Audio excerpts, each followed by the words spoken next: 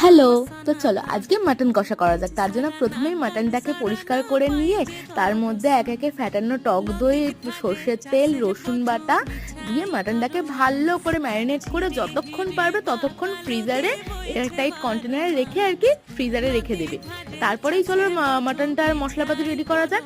তার জন্য দেখো আলু, পেঁয়াজ, আদা, রসুন, টমেটো, পেঁয়াজ সব কিছু কুচি করে রেখে দিয়েছি কাটিং করে।